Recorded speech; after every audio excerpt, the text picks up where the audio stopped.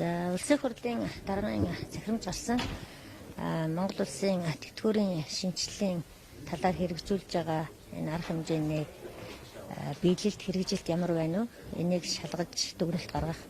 Дээр нь энэ тэтгэврийн шимтгэлийг тэтгэврийн тогтолцоог шинжлэх талаар ямар шийдвэр цаашдаа гаргах вэ гэдэг дээр хөндлөгээ дүгнэлтэх саналаа бэлтгэх юм ажил хэсэг байна. Тэгээ энэ ажлын хэсэгт 5 гишүүн ажиллаж байгаа. Учир гишүүн ажлын хэсгийн дарга нь эдийн засгийн банкны орны гишүүний хувьд би бас энэ ажлын хэсэгт ороод ажиллаж байна. За өнөөдрийн Монгол улсын хамгийн толгомцсон асуудал бол энэ тэтгэврийн даатгалын тогтолцоогоо шинжлэх асуудал байна. Яг өнөөдрийн байдлаар манай тэтгэврийн даатгалын нийгмийн даатгалын сан маань одоо нийгмийн даатгал төлж байгаа хүмүүсийн төлж байгаа орлогын шимтгэлийн орлого авж байгаа тэтгэвэр авагч нарын хоорондын зөрүү бол хасах баланстай байна. 2% алдагдaltaй. За хүн ам маань ер нь хөгшрөх тал руу явж байгаа. Нийгмийн даатгалын шимтгэл төлдөг хүмүүсийн хэмжээ буурахын хажуугаар цонх үе гэж ярьдаг хүн амын хөгшрөлтөд явагдчих үе бол 30 оноос эхэлж байгаа учраас 30 он, 40 он, 50 он гэдэг дараагийнхаа үед бол манай нийгмийн даатгалын шимтгэл бол төлж байгаа хүнийхээ шимтгэлээр орлого бол төлж байгаа хүнийхээ шимтгэлийн орлогоор авах хүнийхээ одоо тэтгэврийн зардлыг нөхөж чадхаар болох гэж байгаа. Энэ бол бараг алдагдал 11% болно гэсэн тооцоо байна.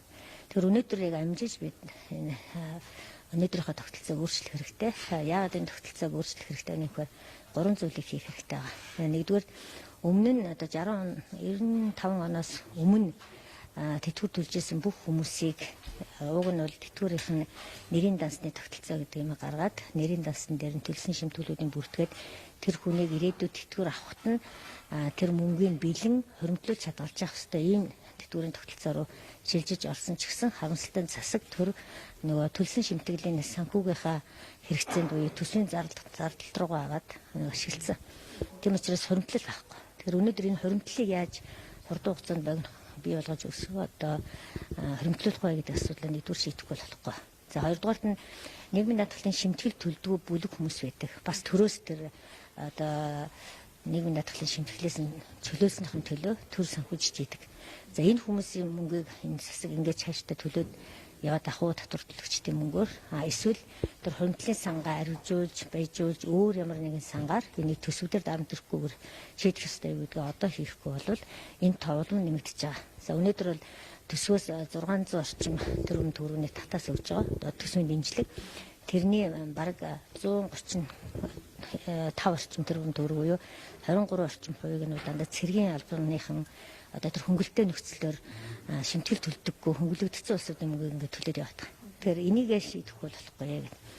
За инхээр 2015 онд бол энэ нэг тэтгэврийн тогтолцоог ер нь шинжлэх төрөөс тэтгэврийн шинжлэлийн талаар баримтлах баримт бичиг бодлогын баримт бичиг нь батлагдсан байдаг. Энийхээ дагуу хийх ажил маань хийгдээгүй ингээд дахиад дараачийн 4 жил рүү орох гэж байгаа харамсалтай байгаа.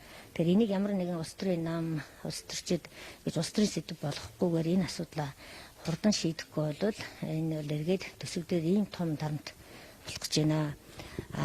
Нөгөө талаас улс төрийн намуудын сонгуулийн амлалт одоо нийгмийн халамж хүртэх хүмүүстэй шаардлагатай хүмүүсийн хүрээг улам нь өсгөж байгаа энэ явдал бол нийгмийн даатгалын сангаас тэтгэвэр авах гэж байгаа хүмүүсийн тоог улам ихсгээд байгаа учраас энэ асуудлыг салгах хэрэгтэй байна.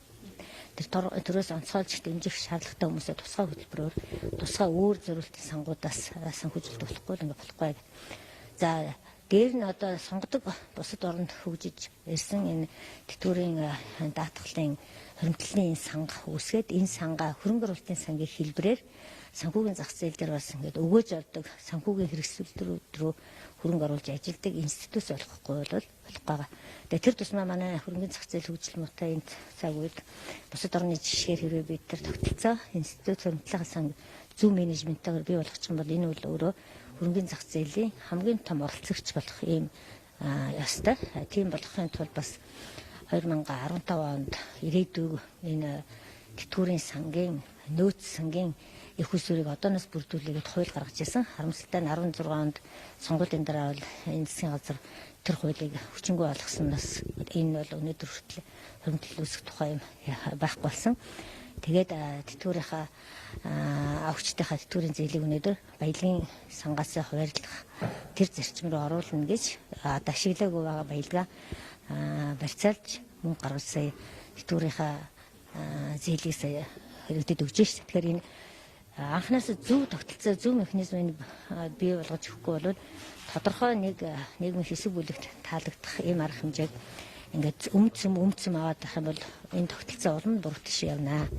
Тэр ийм гурван зорилгоор бол би энэ ажлын хэсэгт орж ажиллаж байна. Тэгээд цаашдаа бол энэ даатгалын компаниуд, хувийн даатгалын компаниуд, амьдралын даатгалын үйлчлэгээ хийдэг ийм life insurance компаниудыг бас энэ тэтгэврийн даатгалын энэ тогтолцоонд бол оруулж ирэх хэрэгтэй. Тэгэхээр хувийн даатгалын санг бий болох дэмжсэн энэ хууль эрх зүйн орчныг бол бас бүрдүүлэх шаардлага байгаа болохоор нэлээд хэд хэдэн хуулиудыг өөрчлөх чухал шийдвэрүүд гарах ийм дүгнэлтийг энэ ажлын хэсгээс гаргах байхаа гэж бодож ажиллаж байна. Ардчилсан намын дарга Эрдэнэ тэтгэврийн доод хэмжээг 500 мянга болгоход ийм хуулийн төслийг санаачлаад одоо өргөн барина гэж ярьж байсан. Ийм боломж байгаа юу? Ийм боломж бол бий. Ийм боломжинд хүрэхийн тулд бид нар одоо байгалийн баялагийг ашиглаж бий болгох баялагын сан мөн үндэсний даатгалын энэ тогтолцоо хоёроо өөрчилж эрх зүйн орчныг нь бүрдүүлэх хэрэгтэй байна. Ингэсэн тохиолдолд энэ тэтгэврийн доод хэмжээ 500 тэрнээс дээш одоо өсөх хүрэн боломж байгаа. Гэсэн бид нарын бодлого менежмент бол зөв хэлбэр олж чадахгүй асуудал байна.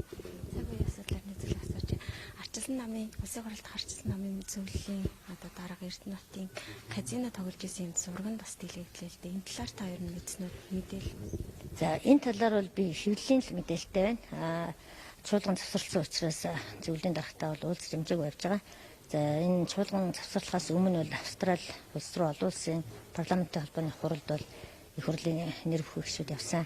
Тэр үедээ одоо казино тоглосон байх гэсэн асуудал яригдчихэж байгаа. Тэгээд энийг бол та бүхэн өөрөөс нь тодруулна уу гэж хэлье. Би бол уулзаагүй учраас нарийн мэдээлэлгүй байна.